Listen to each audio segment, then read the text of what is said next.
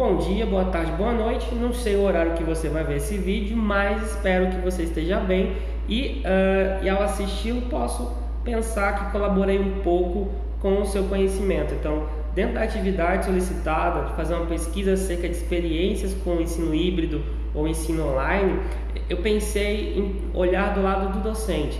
Então, fui procurar dentro da nossa carreira, né, IBTT, nos Institutos Federais do Brasil, algumas experiências sobre esse tipo de ensino. A gente tem visto que várias instituições têm oferecido nesse contexto dessa metade do ano para frente oficinas, cursos de extensão, especializações, informações pensando exatamente nesse processo de transição, como a gente viu no texto do tema 1, uma transição que já estava acontecendo e que foi forçada a acontecer com mais rapidez a essa pandemia. Então, a gente não sabe o que vai vir, o mundo que vai ser construído a partir de então dentro da educação, mas de fato é um mundo que está se transformando a fórceps, mas está se transformando e as reverberações disso na prática docente vão ser exatamente importantes, né? A gente precisa pensar, a gente vai continuar a dar um ensino tradicional, como o texto nos lembra, dentro de ambientes online ou dentro do ensino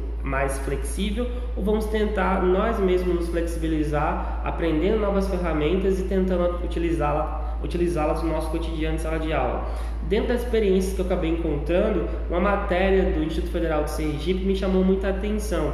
Então, é uma matéria que relata a ação de alguns professores da instituição no contexto atual, com seus projetos de extensão, de ensino, de pesquisa, utilizando algumas ferramentas, basicamente ferramentas de redes sociais e afins, para exercer a sua atividade docente. Então, tem um caso, uma professora que ela utiliza o WhatsApp para ministrar uma oficina de redação com alunos da rede pública do campus onde ela reside, com isso o WhatsApp, que já tem na literatura pedagógica, já tem algumas experiências com o relato dos usos pedagógicos dessa rede. Nós, inclusive, aqui no IFRO temos utilizado o WhatsApp bastante para dar orientações para os alunos como uma espécie de extensão da instituição.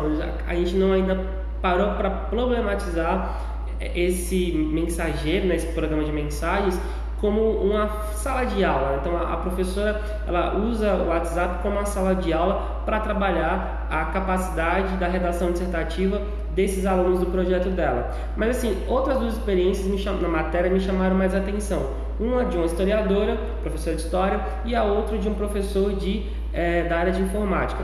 A colega de história, ela tem um projeto com fontes históricas, o projeto de pesquisa dela, chamado Uso de Fontes Históricas em Sala de Aula e Protagonismo Discente na Construção do Conhecimento Histórico. Basicamente um projeto de levantamento de fontes e história pública, né? Porque ela utiliza o Instagram para fazer a divulgação histórica dessas fontes. Bom, eu fui observar o Instagram do projeto, inclusive eu vou linkar aqui para vocês observarem. Eu vi alguns problemas. Acredito que essa rede social ela não é muito adequada para o tipo de elemento que a professora do seu projeto deseja realizar. É uma rede social ligada à imagem e junto à postagem da fonte histórica que ela coloca lá, tem textos muito grandes que muitas vezes o leitor não vai se interessar em ler.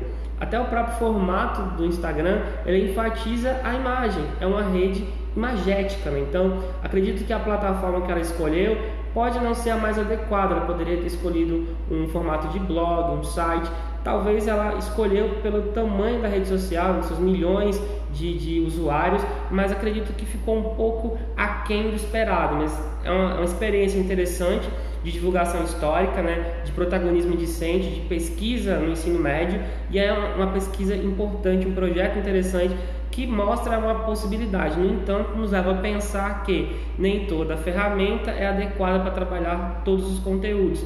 Então é importante adequar o conteúdo ao meio que a gente quer utilizar, especialmente quando se trata de internet. A outra experiência, para a gente finalizar aqui essa conversa, é do professor da área da redes de computadores. O professor ele tem utilizado, como aqui no IFRO, né, o Google Meet, o WhatsApp e outras ferramentas, no caso do Google Meet, para fazer lives, para dar aulas, mas para acompanhar o projeto ele utiliza também a base lá da instituição, que é o SIGA-A, que é onde eles interagem com os alunos, mas ele citou uma ferramenta interessantíssima que pode servir como extensão da sala de aula, de fato, né, que é o podcast.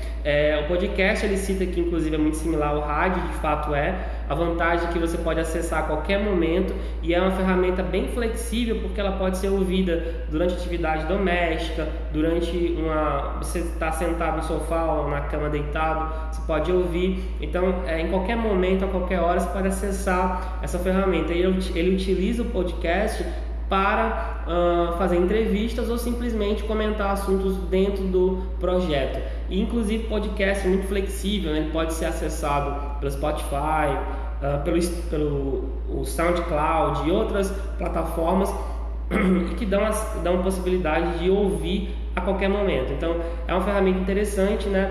Trago o link da matéria embaixo aqui para vocês observarem, para a gente poder pensar exatamente essa questão de adaptação dessas redes e dessas ferramentas, e é uma experiência da nossa rede que pode gerar frutos também aqui, né? Se a gente procurar entendê-las e adaptá-las e, obviamente, contextualizá-las à realidade de Guajará e do IFRO, a gente pode ter algo muito frutífero. Então é basicamente isso.